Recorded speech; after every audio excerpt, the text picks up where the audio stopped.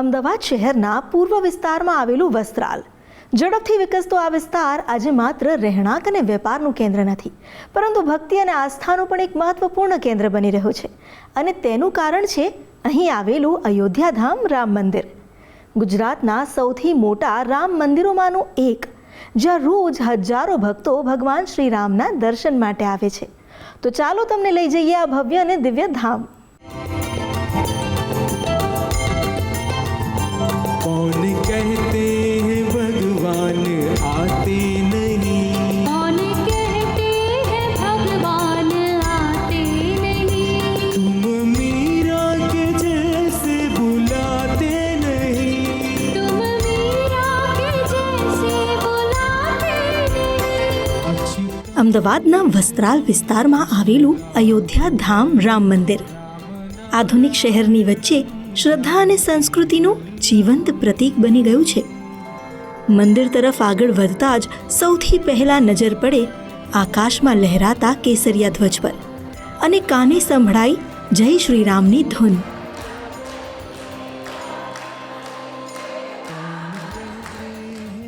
લગભગ 2865 વાર જેટલા વિશાળ વિસ્તારમાં પથરાયેલું છે આ મંદિર. 120 ફૂટ લાંબુ અને 75 ફૂટ પહોળું. મંદિરના નિર્માણમાં 2.5 લાખ ચોરસ ફૂટથી વધુ ઓસ્ટ્રેલિયન અને ઇટાલિયન માર્બલનો ઉપયોગ કરવામાં આવ્યો છે, જ્યારે બહારનું ભવ્ય કોતરણી કામ બંસી પહાડપુરના પથ્થરથી તૈયાર કરાયું છે. મંદિરની સંરચના જોતા અયોધ્યાની છબી મનમાં ઉપસી આવે એવું ભવ્ય નિર્માણ છે આ.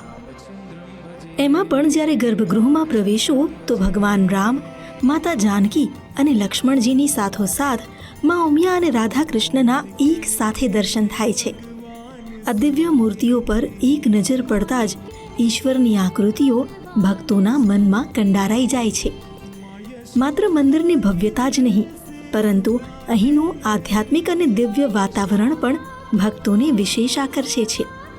સવાર સાંજની દિવ્ય આરતી દરમિયાન ઘંટનાદ, શંખધ્વનિ અને સતત ચાલતી રામધૂનના મધુર સ્વરથી સમગ્ર પરિસર ભક્તિમય બની જાય છે.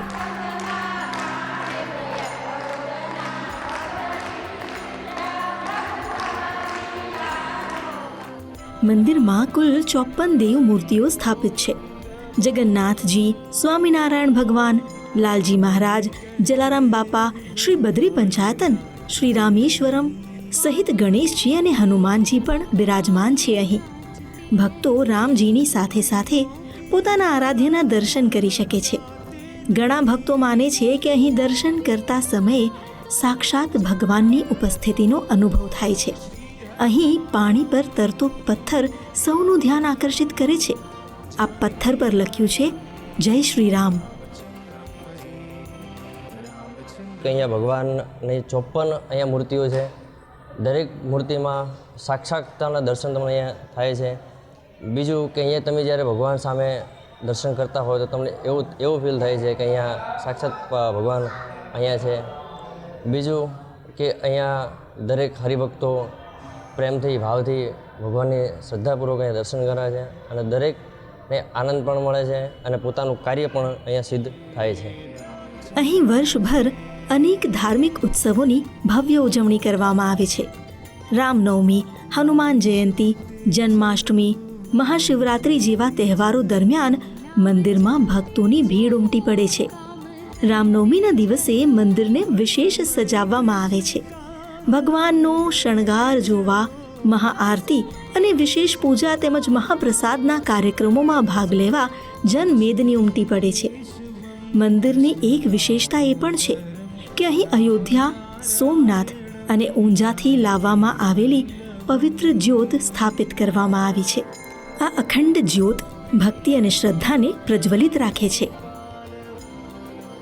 અહીંયા જેવી કે રામનવમી છે, જન્માષ્ટમી છે, શિવરાત્રિ છે, હનુમાન જયંતિ છે, આવા દરેક અનેક તહેવારોની અહીંયા ઉજવણી ધામધૂમથી કરવામાં આવે છે. વસ્ત્રાલનું આ અયોધ્યાધામ માત્ર પથ્થરોનું મંદિર નથી, પરંતુ હજારો ભક્તોની આસ્થા, વિશ્વાસ અને ભક્તિનું જીવંત કેન્દ્ર છે, જ્યાં દરેક દર્શન સાથે મનને શાંતિ અને જીવનને નવી સકારાત્મક ઉર્જા મળે છે. કેમેરામેન અંકિત ત્રિવેદી સાથે માનસી પટેલ, ગુજરાત ફર્સ્ટ, અમદાવાદ.